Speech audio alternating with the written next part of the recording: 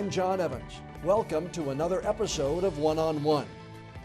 When the COVID-19 pandemic hit last year, Dr. Muneeb Shah, like many of us, found that he had more spare time on his hands. The fourth-year dermatology resident physician here in Wilmington had social media pages on Instagram and on Facebook, but he saw people posting videos there and on other apps, and he wanted to try something more. So he downloaded the TikTok video app, and he posted his first video there about skincare May 1st of 2020. And then he posted another, and he posted another. And he was telling people things like what to do to take care of a rash or how to treat acne. He was recommending the good skincare creams and telling people what not to do to take care of their facial complexions.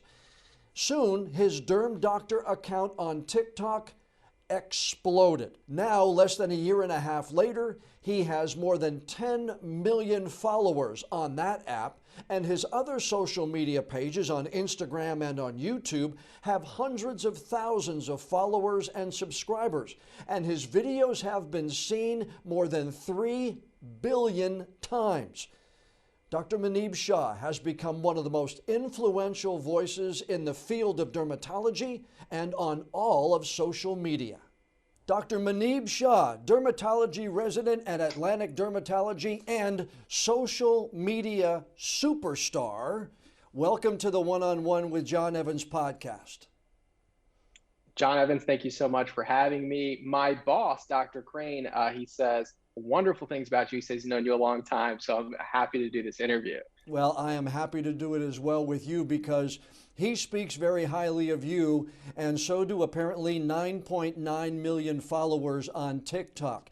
Can you explain to me, Dr. Shah, the social media explosion that's happened to you, Derm Doctor, in the last, say, 18 months?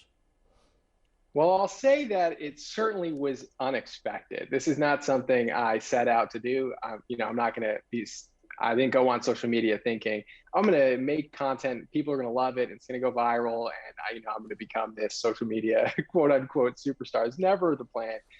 It basically happened by accident where I started to create educational content. And part of it was we had a little extra free time because of COVID. A lot of people weren't going out. And so on the nights and on the weekends, I'm staying in my house. I'm like, you know what? I have a camera. I have social media. People are making content. I can make content. And at the time, the biggest people in the skincare space and, even talking about skincare conditions and skin conditions, those people were not dermatologists. And so I was like, well, I have the education. Like, let me talk about what I know and see what people say about it. And then all of a sudden it took off. And I realized at that moment, people kept asking me questions, well, how do you treat acne? Well, how do you treat acne scars? And I'm like, well, there's a lot of questions that I know that I wish I knew when I was in their position. So let me just make a short video about it. And then it really just continued to take off from there. And I realized that I was needed in this space and there wasn't a lot of voices that were speaking on behalf of dermatology. And so I just continued to kind of go with the flow, I guess. And were you active on social media prior to the pandemic? Instagram, I know you downloaded TikTok, my research says, April of 2020. But were you on Facebook? Were you on Instagram? Were you on Twitter before that?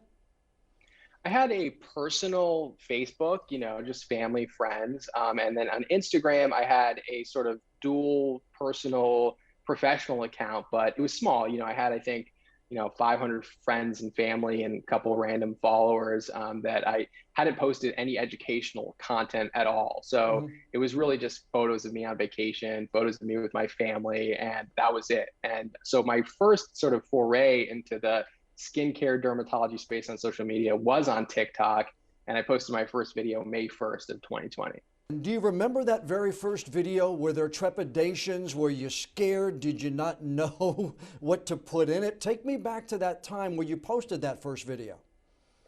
That time for me was very freeing because at that time I didn't think anyone would see the videos. Do you know what I mean? I didn't have any followers. So I was just making videos that I thought were funny because the way that the TikTok platform works is you make the videos inside the application. And so you can make like cool edits and, make things look funny and add music and like be creative essentially. And so for me, it was entertaining to make videos that I thought were funny that I could make and then send to my family members and my friends and say, hey, look at this funny video I made.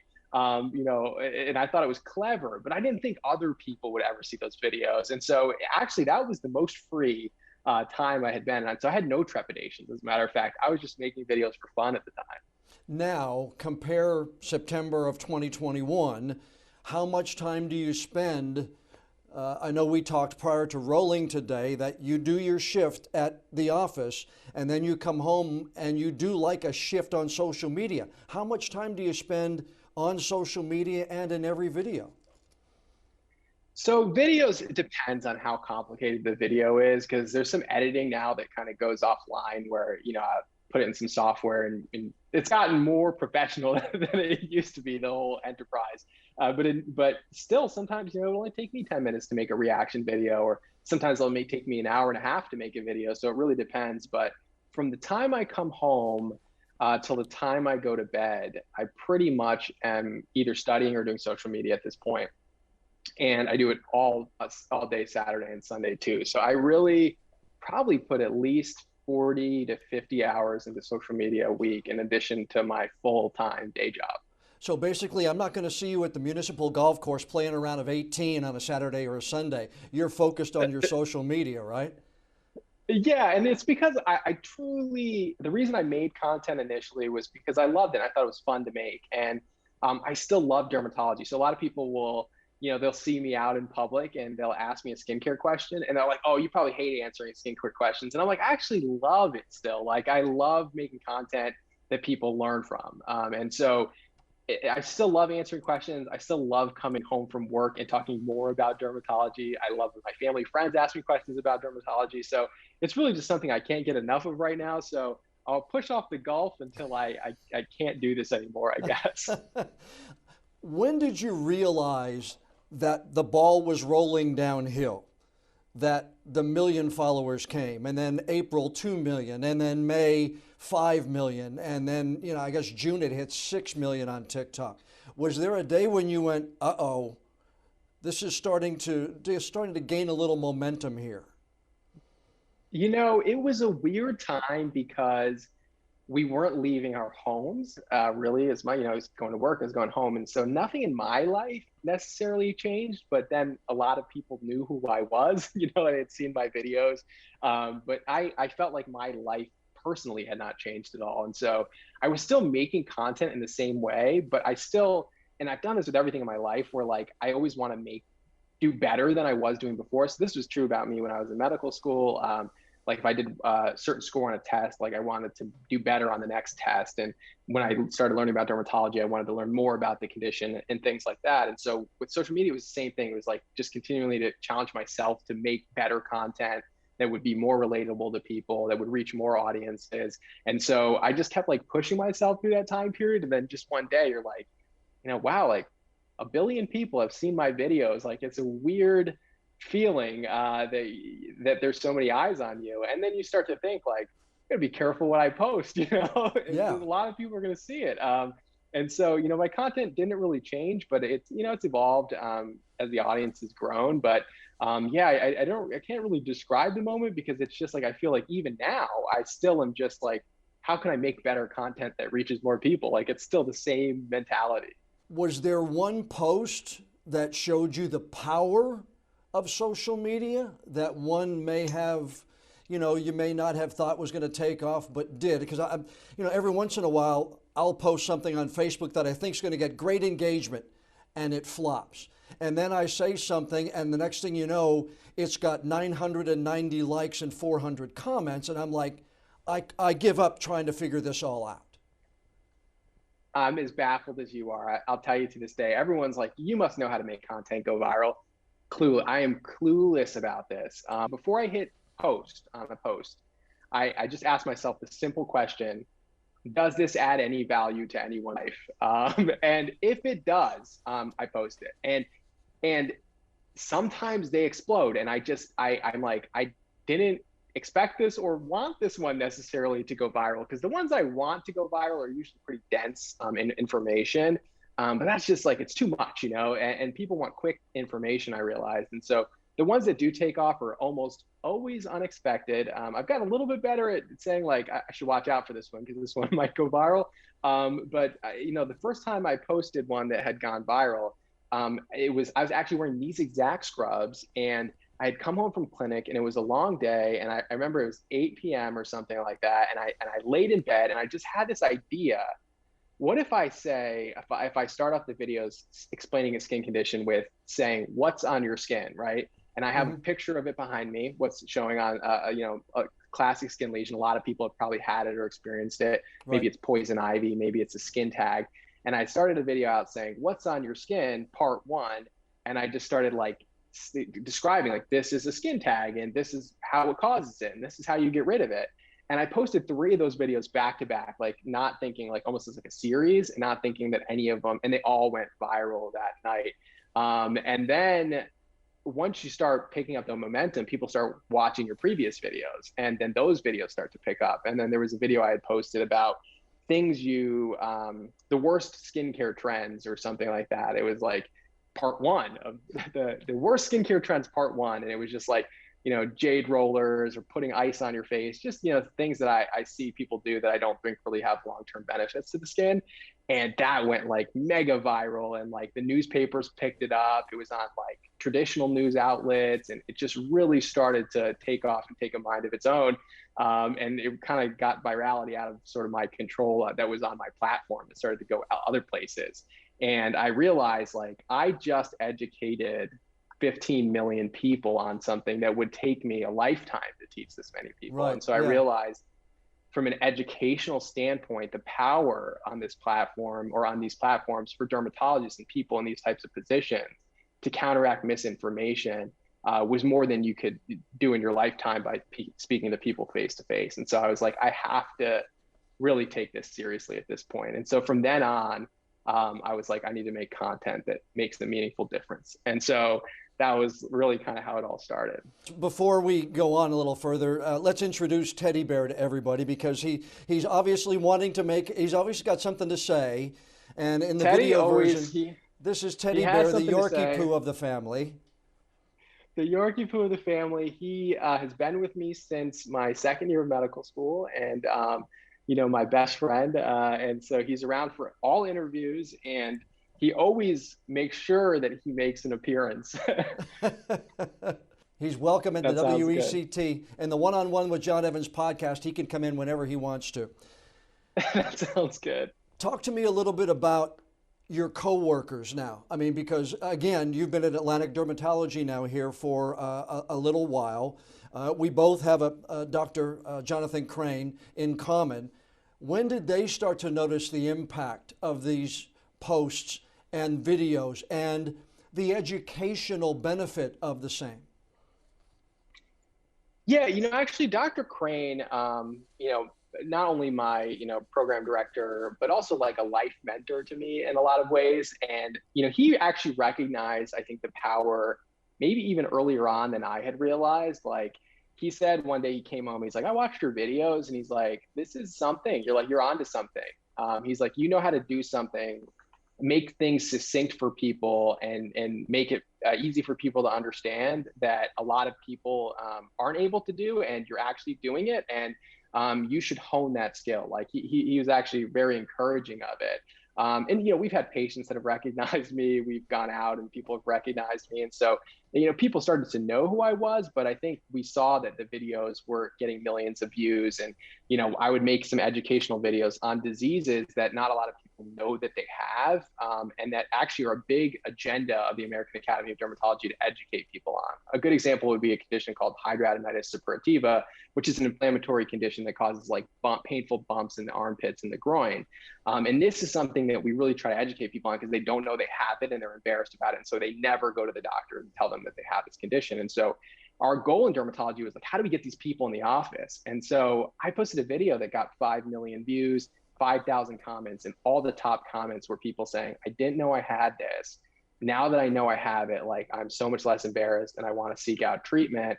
And so I'm like, we all collectively looked at this like, wow, like we can really do something if we really are serious about this. And so Yeah, like it really is. Like I take it very seriously what I do, even when people see me being goofy and joking and laughing. If I'm dancing or lip syncing a song, like I take it very seriously what content I put out there for people to consume. We talked earlier, and there seems to me to be differences in what you post where. So when did you realize that the TikTok video is different than the YouTube is different than the Instagram is different than maybe the Facebook? Because there's a little difference in each one of them, I've noticed in studying the videos you have posted. Yeah, I started to realize the people on Insta, there are people that kind of traverse all the platforms.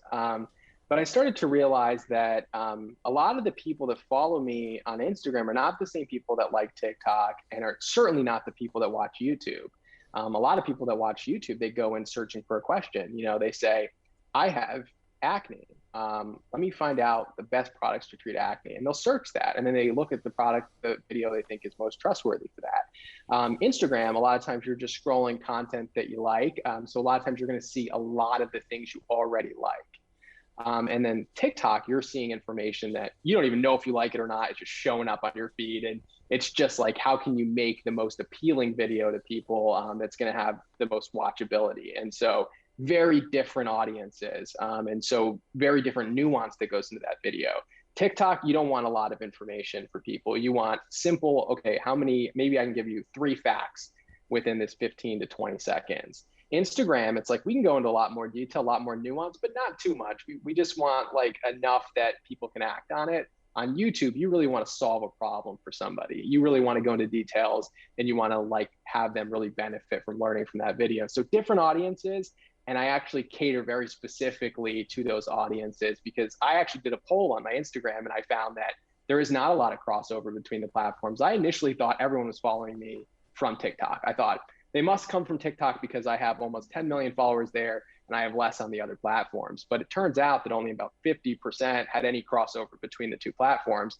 And so the other half were in each platform just by themselves there. And so I was like, I need to make content that's individually catered to those people because some people like to watch traditional TV. Some people like to watch podcasts. So I started to do Clubhouse. Some people like to read books. And so I was like, I need to try to reach all these audiences because they're all people that need the same information and they have the same questions. Was there a time when you got a call from somebody for your expertise because of one of these videos? Yeah, I feel like every day, even this, doing this podcast, I'm like, oh, it's always shocking to me, like, okay, like these new people, these new avenues want to talk to me. That I always kind of look at myself as like a TikToker because that's where I started. But then all of a sudden you're a YouTuber, and then all of a sudden you're on podcasts, and it's just like, you're doing so many different things, but you never really look at yourself as that person. And so every time I do something like this, like whether it's like being in Vogue or Cosmopolitan or, any of these things where I'm like, I'm quoted or they wrote an article about me here, it's like shocking. One of the craziest things was that in October, the Melanoma Research Foundation was like, we want to honor you at our 25th annual gala for your education on skin cancer. Wow. I'm like, for making TikTok videos, like, I'm like, how do I even comprehend like that, people are really, really are seeing the impact of this. And so, yeah, like every day I'm like grateful and humbled and shocked almost by how far this thing has come. But when you look at, you said something earlier, Dr. Shah, that when you look at it, the educational component of people who may never go because they've got a spot in an embarrassing place, they may never go to the doctor, but you almost kind of gave them the okay that, no, Bill in Oregon, you're not the only person that has this. So when you come back to education, you are educating for the masses compared to, how long would it take 9.9 million people to walk through the doors at Atlantic Dermatology in a different kind of a comparison?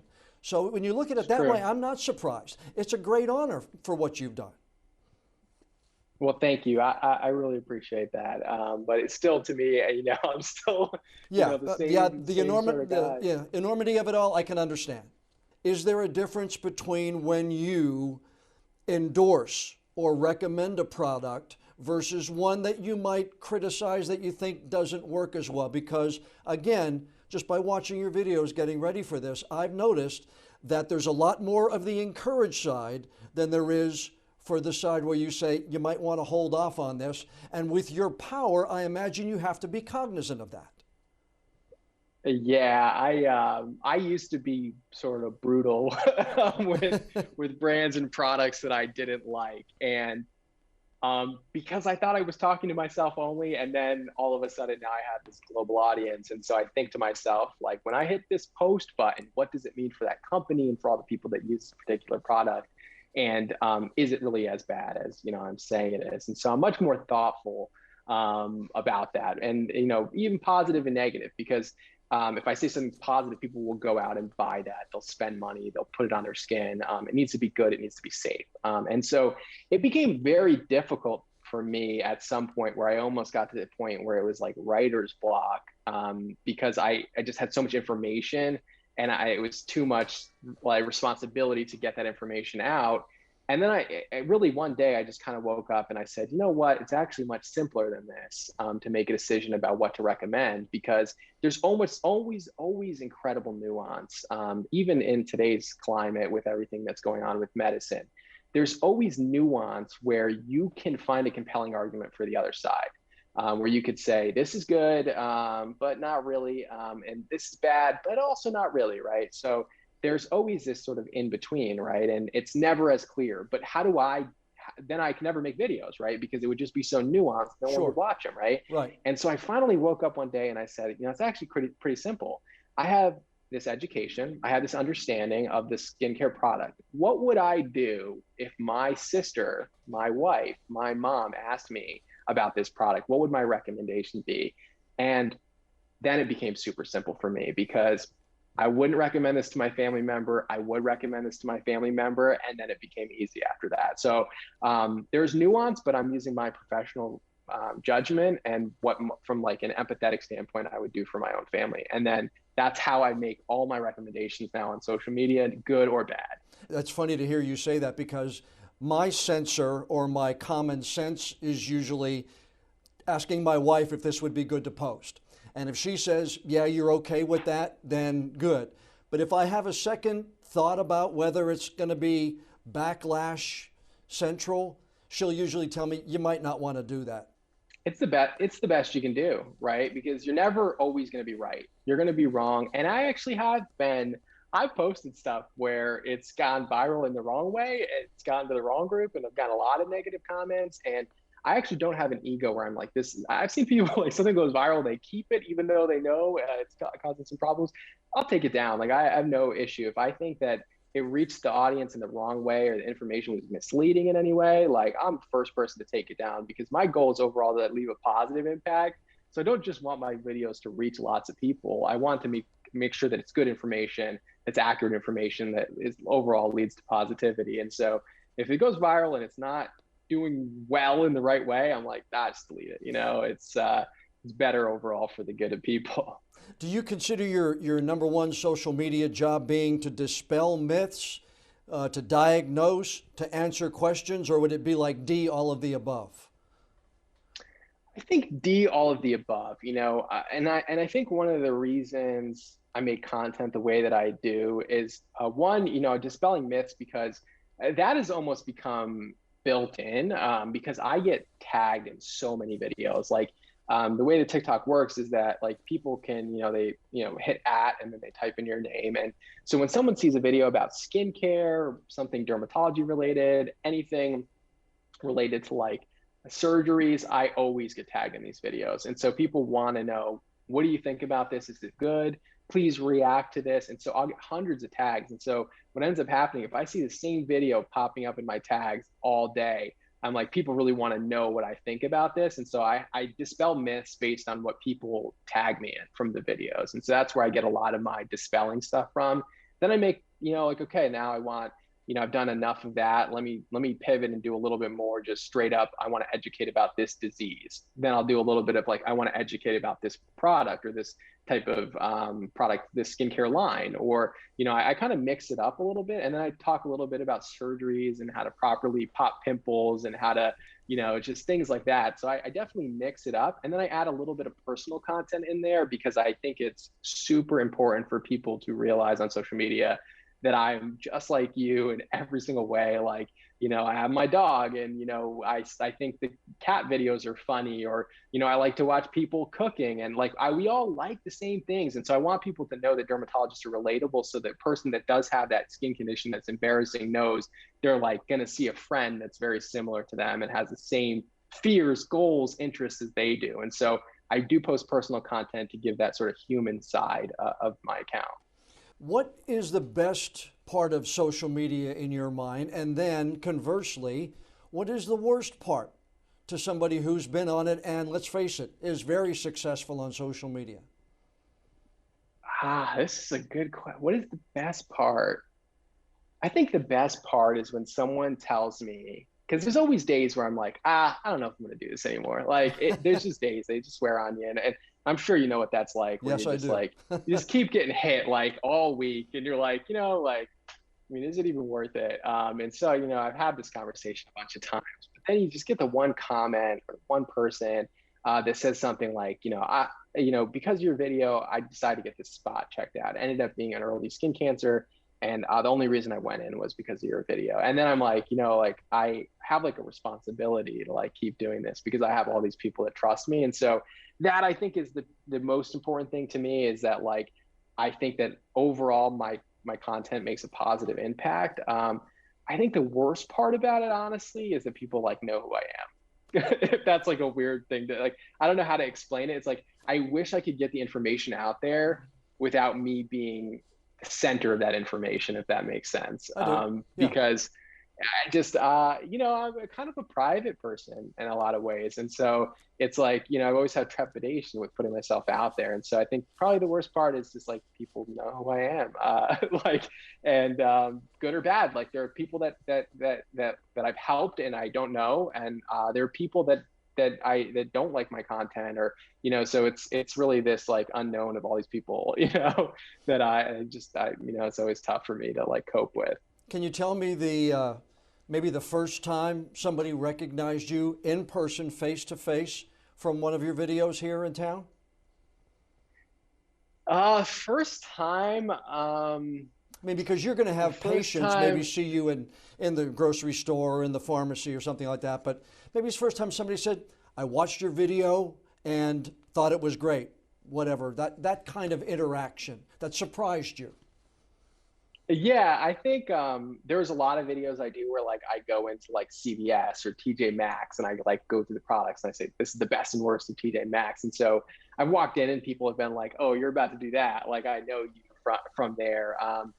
But recently, there was probably a pretty memorable moment. I was at Indochine in Wilmington, and one of the waitresses had come up to me and she said, like, I changed my whole skincare routine for you, and my skin's doing so much better. I just want to show you how much better my skin is doing because of the videos. And she's just so happy to tell me that. And like, I was like, wow, like, that's pretty crazy to think like, she recognized me and wanted to tell me how much better her skin was because of my videos. And so that's pretty cool. And the craziest thing to me, I think, is when you see what I think would be like the audience is not always like the audience. I remember like there was like probably a 15-year-old boy that came up to me at like the mall and was like, hey, can I take a photo with you? Like, I love your videos. And I'm like, this is not the demographic of skincare, but he liked it because of, just it reached him on TikTok and it resonated with him. And so it's not always the audiences that you think that you're resonating with. And so that I think is always fascinating to me, is that it's like all age groups, all genders that are really, embracing this type of content because we all have skin, Right, yeah, it's one thing everybody has in common. I must tell you, to have people come up and thank you for something you've done, one of the most special times for me. I've done, was the JDRF ambassador and did the JDRF for almost 20 years here in town because my father died from complications of diabetes. And so people who you help that way. And my wife is a breast cancer survivor. We lost my mom and both of her parents to cancer. So helping the Cancer Society and those kind of ways, and then having people come up and thank you for that. It makes it more special when it's somebody who is touched by what you do rather than somebody saying, hey, I watched you on TV the other day, you were great. Or hey, I saw your video, I liked the tie you had on. It's those personal connections that I feel are more special. I don't know if you agree.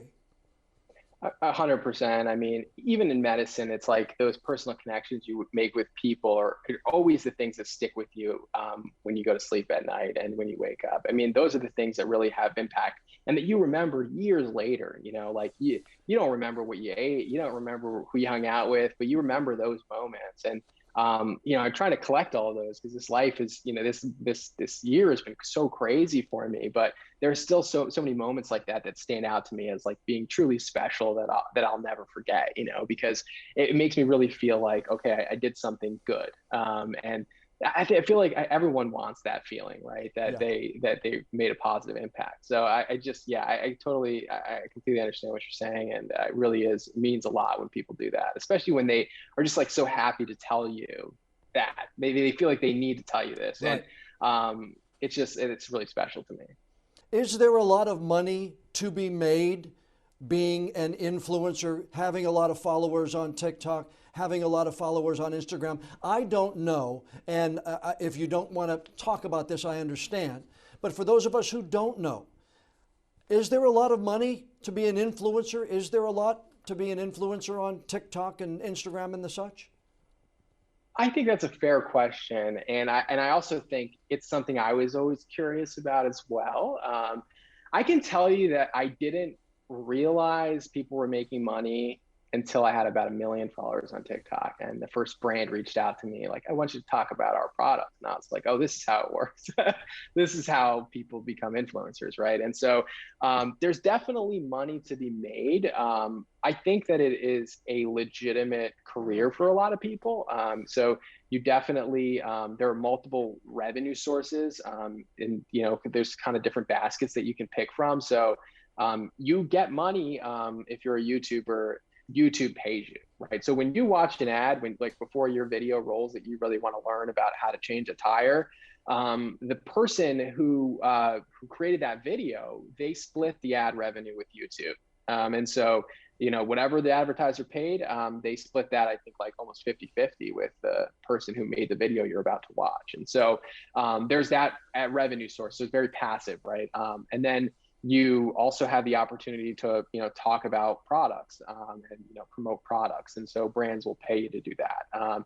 You can also just essentially sell products to people, right? So you can like create t-shirts and hats and stuff like that. So there are people that their sort of niche fits more with that. And so you can sell, you can make ad revenue, you can sort of work with brands. And so it's sort of a mixed bag, but I think it's a legitimate career if you sort of take it seriously. I think that if you are unethical in my space, you could make a lot of money. I can tell you that the biggest offers I ever got, I had to say no to, and because they just didn't match with my principles. And so I think trust is the most valuable asset that I have. And I think my followers are very smart.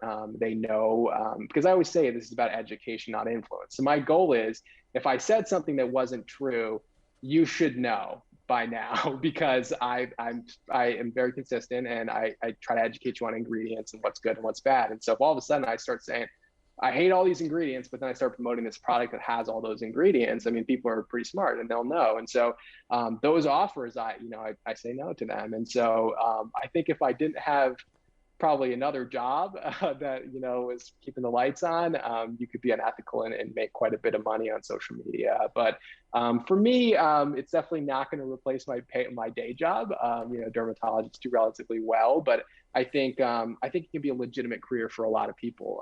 I think there's more money in social media than I thought before I had got on social media. Well, you were going down that way, and I was going to say, you've taken a Hippocratic oath, and you're going on and saying that this product is good and this product is good, and if somebody takes it or somebody uses it and all of a sudden has a negative impact, that's going to come back somehow on social media, so it's going to impact you in a different way. I would think that the Hippocratic Oath and you being a doctor would be first and foremost, since you've spent the greater part of your life studying to get where you are now.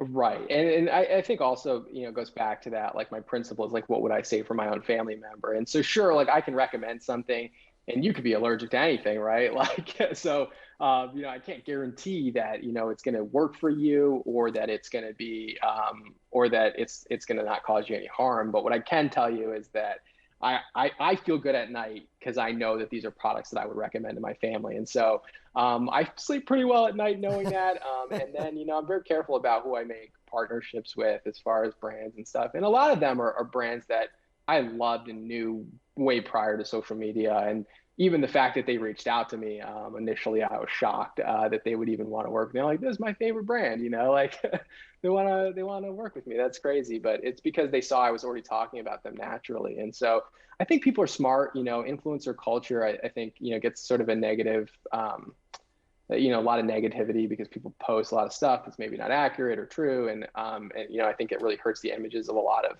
influencers. But I think if you're honest with people, they know. I think if you're trustworthy, you build a relationship with people, and that's really all you have is the trust that you build with these people. And so for me, I take it very seriously, and for me that makes it so that I keep my day job, but certainly there's more money than I thought. Okay, pull back that curtain. What was a young Muneeb Shah like? Did he always want to be a doctor? You're born in New York State, raised in New York State. What did a young Muneeb want to be when he grew up? Young Muneeb had no idea what he wanted to be. Young Muneeb was a bad student and a difficult son. Let's put it that way. I didn't know what I wanted to do, and I thought I knew everything, and I didn't really have a goal. So I graduated from high school. Initially, started to work in retail. I kind of worked a little bit all over. Different jobs from several gas stations to American Eagle and Abercrombie and McDonald's, and I bussed tables. And then the last job that I had before going to school was I worked at Men's Warehouse. I worked in men's suiting for a few years.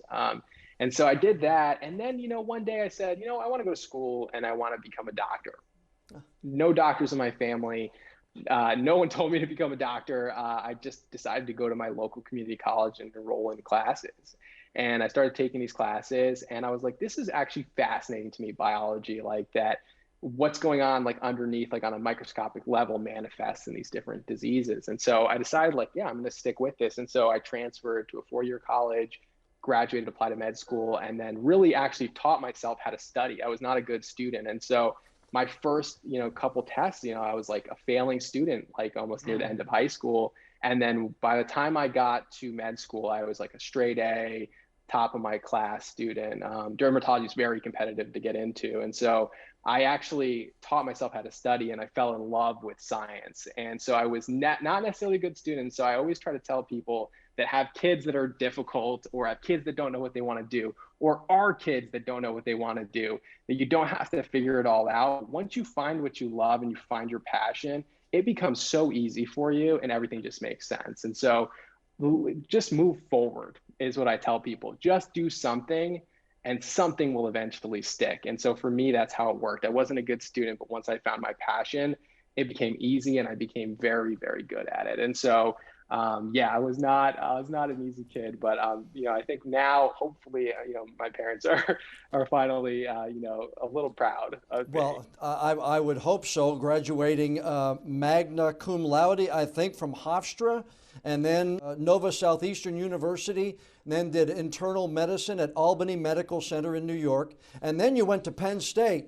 Yay, Penn State! I'm originally from Pennsylvania, so I got to drop something for the Nittany Lions there. There we go. Yeah. How did you meet your wife? Med school. So I, first year med school, I'm going down. This is the story. So I went to med school in Fort Lauderdale, Florida. And I'm thinking, I'm a single guy. I'm 25. I'm going to Fort Lauderdale. First year med student. I mean, the world was my oyster, Right. So yeah. thinking, I'm at the pinnacle of my life, And so, I thought like my life would, but then, I saw her first day that I get down there, essentially first week that I'm down there. And I'm like, she's the one, like I got to pursue her. She's my med school class. And so we started to study together, and what I thought my life would be like in Fort Lauderdale, Florida was very different. And so we hit it off really early on, studied together, got through med school together, took our classes together, took our tests together, matched together for our residency programs. And so basically we went through the whole process together. And so she's actually finished her OBGYN residency, and she's now actually doing a fellowship in female pelvic reconstruction right now. Does she help you with the social videos? Did she buy in along the way? Is she the one on the other side of the camera most of the time? Not at all. So she likes this. She doesn't not like the social media. I think initially at first she had the same sort of trepidations that I always have, is like, all these people are seeing this. Like, what does it mean to have all these eyes on you and for all these people to know who you are? So initially she was hesitant. I was hesitant, but the videos were taking off and we decided it was having a net positive impact. So I stuck with it. But she makes a cameos every now and then in my videos, but I pretty much shoot all my videos myself. YouTube, I have an editor that helps with sort of videography. But with TikTok, it's all just me point and shoot in front of my camera. So I do all that, and she makes a couple cameos that make it a little bit more fun. Do you do all of the graphics as well, floating in the pictures and the images, or do you have somebody helping you with those? For YouTube, we have an editor that does that. And what about the TikTok videos? TikTok, I do that all myself, like, putting the text that pops up and, the cuts and the music and all that. I do that all myself. It's funny from my vantage point. Younger in my career, wherever I would go, whether it would be back home, whether it would be somewhere on vacation, I would watch the local news there and I would critique it, obviously. And then I would maybe steal an idea and maybe bring it back to the station I was working at. What about you? When you're out and about, do you look at people's skin? Do you say, ooh, I could help that person, or that person's got bad sunburn, or that person's got rosacea, or are you too deeper in thought, different places to be looking at people? That's a good question. So, yeah, so what do I do? So when I definitely get a lot of ideas from interactions with my patients and seeing people in public or seeing other people's videos, like it definitely inspires me to make the content that I make. I have seen skin conditions on people and I'm like, is it my place to say anything? And I don't usually say anything. I have been in gas stations where people have said, hey, this spot, I remember this lady behind the counter asked me, I had this spot, and she like flipped her hair up and I was like, that's a skin cancer. Like, I can almost guarantee you that. And I'm like, I'm not your doctor or anything, but there's a dermatology office up the street and like, you should certainly get that checked out. So, I try not to make any like diagnoses on people in public, but skin is all around you and it's what people see every day. And I think that's why skin care and skin conditions and dermatology is so important to people. It's the first thing that you see about people. And it's directly related to people's self-esteem. It's directly related to, their mood. And so it's something that's very visual to people, and it's something that people, it can affect their life if their skin is not good. And if their skin gets better, it really has a positive impact on their life. And so because it's so visual, it's hard not to see things when you're out in public. Do you mind if people come up and say hello? People ask me, does it bother you when people come up and ask you for an autograph or say hello? And I say no, because it means that they're continuing to watch and invite me into their homes every night. How about you? I love it. It's never bothers me. When people come up to me, we're at the airport about to take off for our vacation. And, this young lady came up to me and said, I watch all your videos. And she was actually wearing like a skincare mask underneath her regular mask. And I was like, that's so cool. And she's like, yeah, like I watch all your videos and I learned so much from them. And I just need to come to you and I say hi. And we're about to take off. But I was like, the fact that you would go out of your way to watch my videos, support my content, trust me and have faith in me, especially in today's time where, it's tough, Yeah. To trust physicians, like to have earned that from somebody, like, and you going out of your way to come up and say that to me, like I can feel nothing but honored if people come up to me. And so that will never bother me. Is sometimes I've seen some like paparazzi really harass celebrities, and like I don't think I'll ever get to that point. But if it did, I could see that. But the people that come up to me, they really just genuinely want to like thank me, and I'm just grateful that they trust me and that they continue to trust my videos and continue to be educated. So it doesn't bother me at all. Where do you see yourself in 5 or 10 years down the line? Yeah, I don't know. I didn't think I'd be here last year, so it's like I'm just taking every sort of opportunity as it comes. I want to continue practicing dermatology. I want to continue educating. I don't know what that looks like in what capacity, because I don't know how long I can make front-facing content the way that I do. I'll do it as long as I can, but I think, growing my own practice, potentially helping build skincare brands with some of the education I have on ingredients. I see that as sort of a natural fit as like the next step, but I don't know. I really don't know. Do you like Wilmington and being near the beach enough to stay here? Does your future mean southeastern North Carolina? I like Dr. Crane enough to stay here.